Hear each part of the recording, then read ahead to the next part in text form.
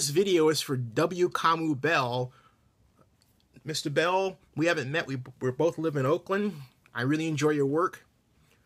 And I just was informed about the incident at the Elwood Cafe, the racism that was done to you by an employee there. Horrible. My suggestion at this place in my video is when actions like that happen, make a video immediately and upload it to YouTube. Use your smartphone, don't know what kind you have, and in that instance, you would have been well within your right to make a video, particularly for two reasons: because you are outside in the public domain, B, you have a constitutional First Amendment right to use your smartphone in that way. For those of you watching this video who don't know what happened, according to Mr. Bell's blog, he was visiting his wife at the Elwood Cafe, having just walked down from Cafe Roma on College Avenue, and they were sitting outside, they being his wife and her new friends from New York. He went up to say hello, and everyone was being introduced around. There was a rap on the window from an employee who told him, sort of mouthing and yelling the words at the same time, "Scram," as if he's some beatnik brother who is homeless, who's bothering these white people. Well, Mr. Bell's wife is white. And Mr. Bell's wife went off and told the employee that Mr. Bell was her husband and they were her friends, and the employee's behavior was inappropriate and that they were being racist. And the employee, according to Mr. Bell's blog, said, this has nothing to do with race. It has everything to do with race. And people who say that after having committed a racist incident that is an example of institutional racism always say it has nothing to do with race. It's very rare. Well, it's very rare that a person says, oh yeah, it has to do with race. And if a person says that, then generally they're some sort of, white supremacist. I kid you not, because only a white supremacist would be crazy enough to say that. So at least you know that the employee isn't a white supremacist openly. Now, the employee sounds like a white supremacist in the closet. And what I mean by that is this, and I'm not joking.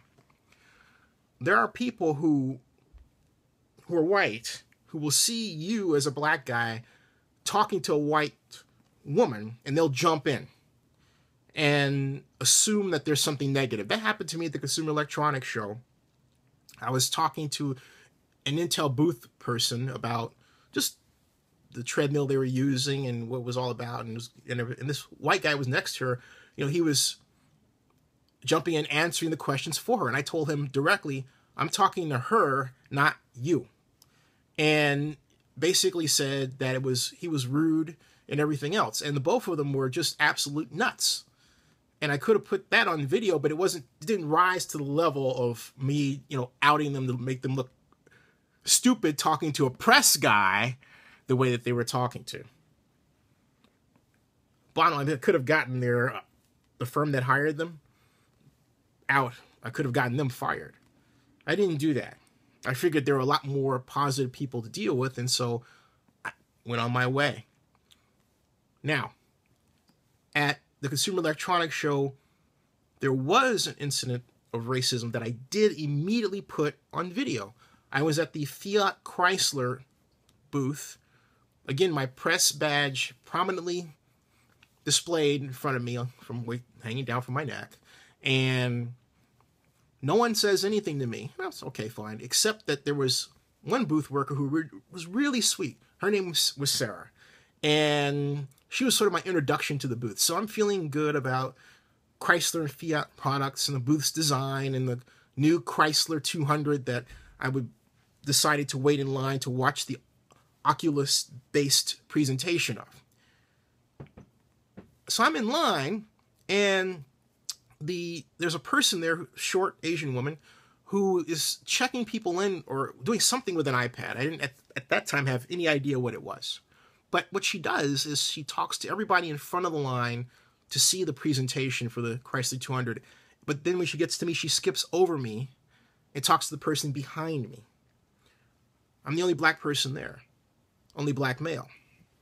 And she passes by me again. And then when I look at her like this, as if to say, what are you doing? She does this. She did that 3 times. So when she started acting like that, I immediately pulled out my smartphone, the same one that I'm using, the iPhone that I'm using to make this video. And I made a video of her as she was there, present. And I immediately uploaded it to YouTube. Then, when I kept looking at her for the 3rd time, I think she realized, hey, I'm screwing up here. Because what she would do is, she would go, rather than talk to me, she would actually go up to anyone passing by who was white or Asian and male, and literally grab them to try to get them to come to the booth. So, I had 7 to 10 examples of her behavior within a 10-minute period to know that race was definitely a part of the problem. So I talked to the person who was at the head of the line, and she said, oh, you haven't been checked in? And I told her what happened, and she goes, that's horrible, let me check you in. Then I talked to another person named Becky at the booth, and she was, equally mortified about the behavior. So I'm thinking, all right, I've talked about that, and I've found out about the Chrysler 200, and I'm off to my next assignment. And the neat thing about owning your own media company is that you can produce your own assignments. But that aside, I'm walking onto the walkway, headed to the main area, the central part of the Las Vegas Convention Center. And just before I can get off there, 2 women literally chase me, and they say, well, we heard there was something bad happen. I said, oh, yeah, it did. And I put it up on YouTube. Yep.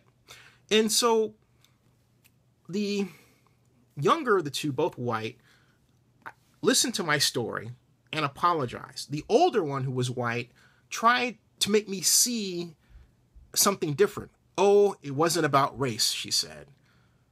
Really? Hey, after 52 years on Earth, I know racism when I see it and feel it. Sorry, that's just the way it goes. So then, she consistently tries to explain it away, to which I say to her, hey, you know what? The other person here, I think her name was Juliet, she's a great example of how people should be. Now, if a woman complains about how she's treated at the convention as a woman, I listen to her story and I help to echo her story. I don't say, oh, you're wrong, oh, you saw it a different way. Imagine someone doing that to a woman. That's horrible. So why would that woman seek to take my voice away? Think about it, because some of you watching this do that yourself. You really do. Oh, it wasn't about race. Like, come on.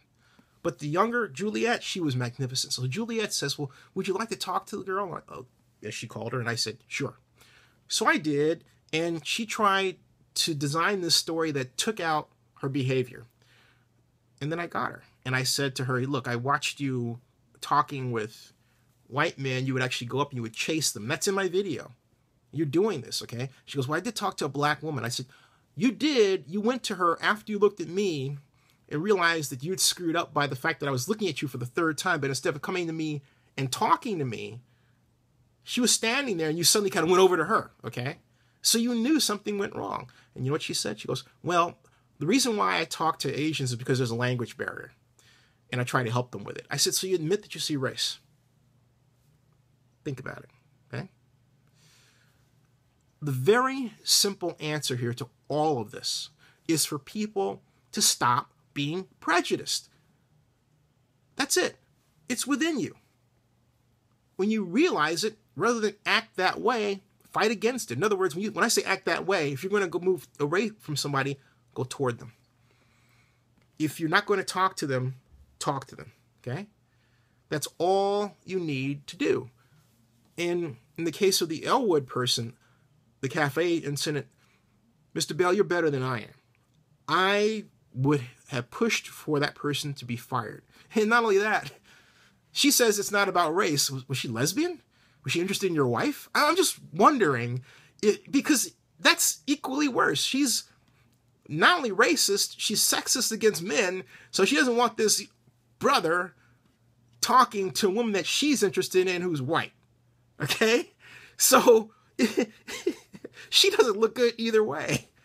It's like if she's like the white knight, but she's a chick, right? I mean, oh, brother.